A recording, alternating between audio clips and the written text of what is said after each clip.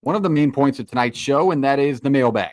Before we do that, we want to stop and remind you, hit the subscribe button. We need 9. Maybe we got to 9 by the time now. I'm not actively checking it. Hit it, though. Go on there, hit the subscribe button, hit the like button on this show. We love you. All right, now let's take some mailbag questions. This one comes from Justin Paul Sports over on X. Are Texas and Georgia going to be able to replenish their draft losses and with their new quarterbacks? Or does Alabama take the SEC this season with their more veteran-based group?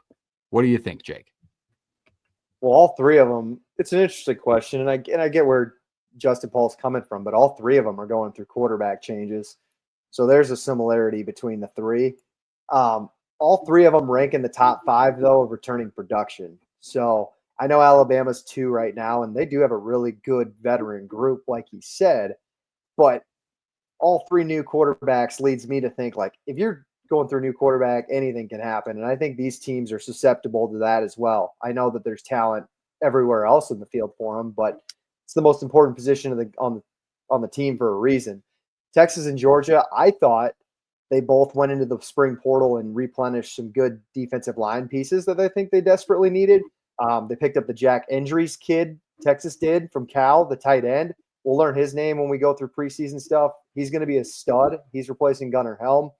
I guess Alabama has guys back like Keon Sabb, LT Overton.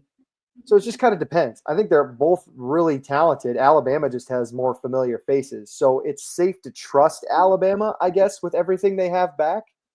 But at the same time, Sark and Kirby have been really successful in this position in this league for a few years now. So we'll see if Kalen DeBoer can get it turned around in year 2. Your thoughts, JP? Yeah, I'm not. I guess, again, we'll get into preview season on these teams. I'm not as high on Alabama as others, it feels like, this year. But I think that they both replenish well. But obviously the highest these teams are going to go with whatever their new quarterbacks take them. Most confidence probably lying within. I want to say Arch, but I'm not 100% sure. It's between him and Sayan probably on confidence level for their quarterbacks. I'm not Simpson. A big. What? You said Sayan, it's Simpson. Oh, Simpson. Other new guy. Yeah, no, not talking about Colorado.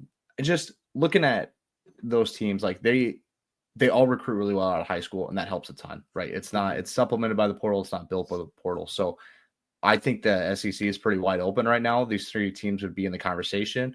You could probably sprinkle some other teams within the SEC saying that they have a shot to get on top of that conference here too.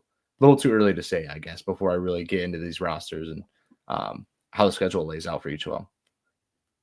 When I thought of this question, I tried to answer just in my own head, which program do I have the most confidence in from the top, just coaching wise? And Texas came to mind, but that might just be a bias of we've seen a little bit more from Arch than we've seen the other quarterbacks at their position. So you kind of get an idea of what he can be or has grown to be at this point, because he's going on, his 3rd year at the program versus, we saw Stockton a little bit. We didn't see that it wasn't blow away performances like we've seen Arch make some plays throughout his time.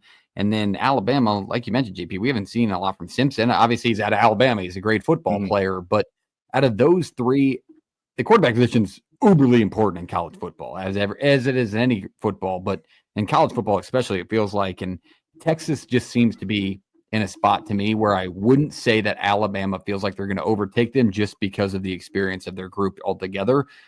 I think almost the young talent at Texas would be starting at Alabama in some spots. That's just where their program's at. So Texas, to me, still feels like a standout out of those 3. But Alabama definitely could be in the mix. I like that question.